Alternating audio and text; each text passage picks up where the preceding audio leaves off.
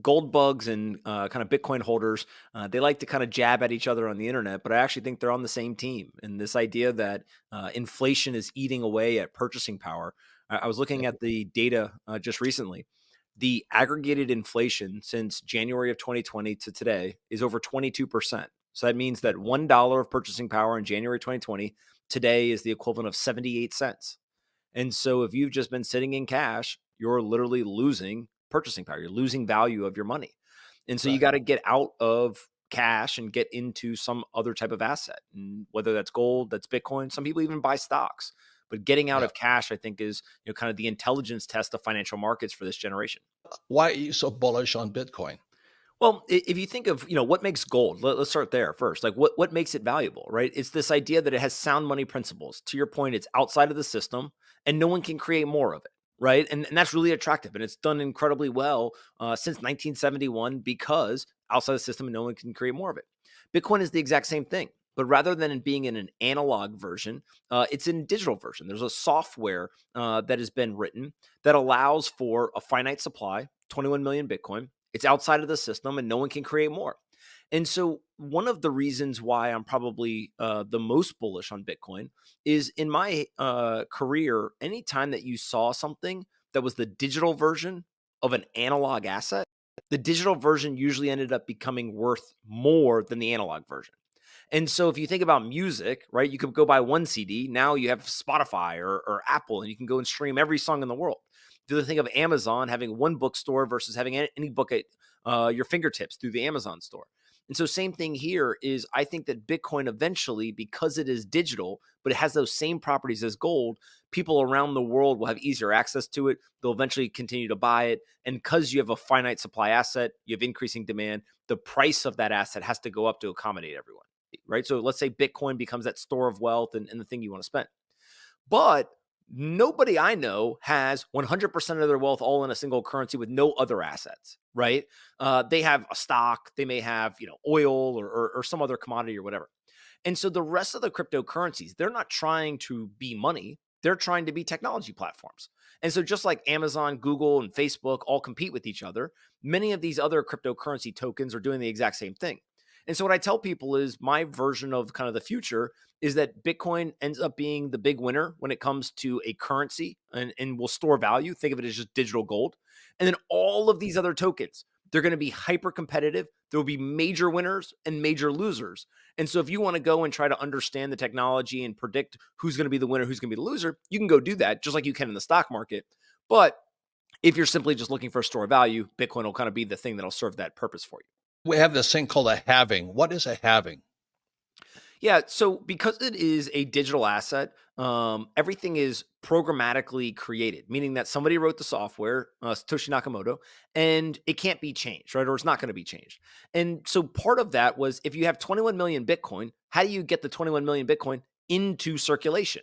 Right? You almost think of it like it's sitting in like a digital bank, but you got to get it into the hands of the people. And so the system that was created was that every 10 minutes, 50 Bitcoin would be released into circulation.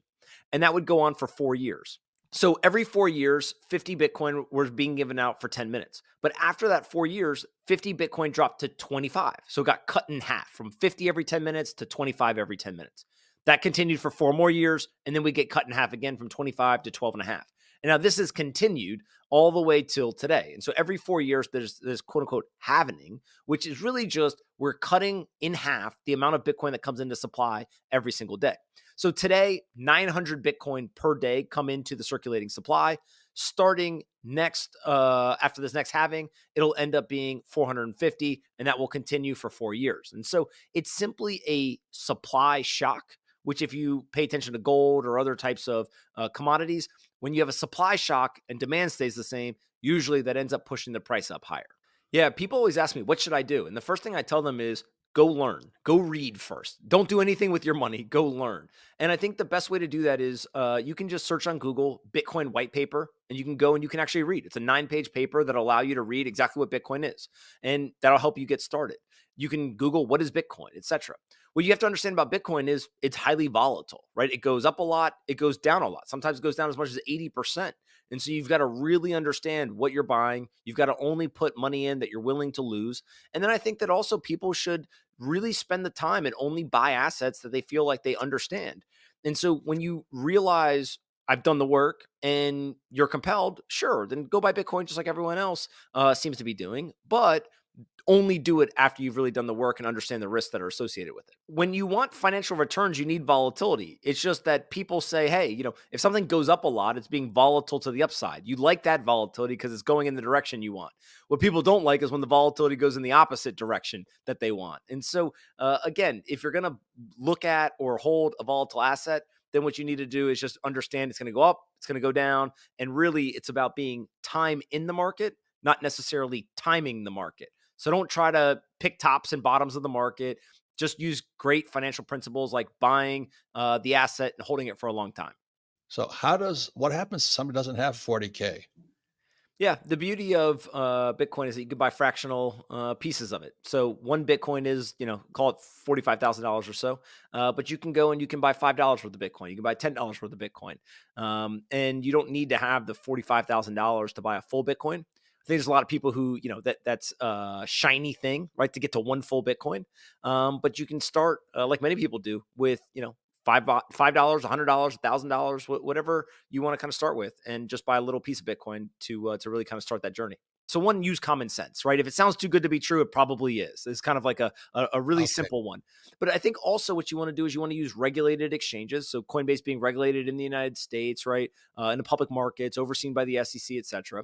And then the other thing is now that these ETFs are coming to the market, they're provided by BlackRock, by Fidelity, et cetera. You're not actually buying Bitcoin when you buy the ETF. You're buying exposure to the price of Bitcoin, but it's different than Bitcoin. And so usually what I tell people is if you want to own Bitcoin and make sure no one can take it from you, you can actually withdraw it into something called self-custody. Think about going to the ATM and taking the money out and putting it in your wallet. You own it. You got it in your pocket, right? No one, unless somebody comes and hits you over the head with a hammer, is going to get that cash from you. Same thing with Bitcoin is you can basically take self-custody.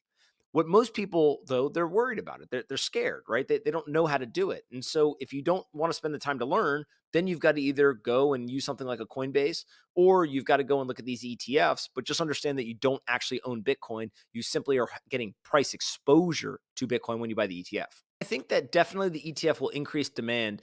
Well, even though it's only, let's call 1%, that is still an increase in demand that's pretty meaningful for an asset that today is about $900 billion. And so I do expect the ETF to open access, as you said, increase kind of capital flowing into the asset class. And ultimately, over the long run, it will help to push the price higher.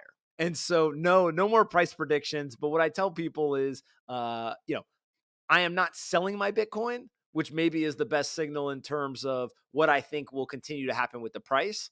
But I will issue kind of a word of caution. I don't know if I necessarily believe the people who think it's going to 500K or a million, in the next year or 2 years. I think that now that we have kind of a much more diversified holder base, many more kind of financial advisors, that capital is much stickier. And so when you have sticky capital, the volatility should get dampened down. And so it'll continue to go up and it'll probably outperform the stock market, in my opinion. But I don't know if we're going to go from 45,000 to, 500,000 in a year or two. That seems a little harder for me to wrap my head around. I So, think that we're all on this journey of learning. And one of the things that's been so cool for me is the more that I've learned about Bitcoin, the more people that I meet, the more that I learn about the world. Right. And very similar, I think, to a lot of people who got very excited about gold and silver and various other assets. It taught them about money and it taught them about economics. And it really showed them, hey, why is the world the way that it is? And so Bitcoin is doing that for a whole new generation of people. And it's pretty cool to kind of be part of that.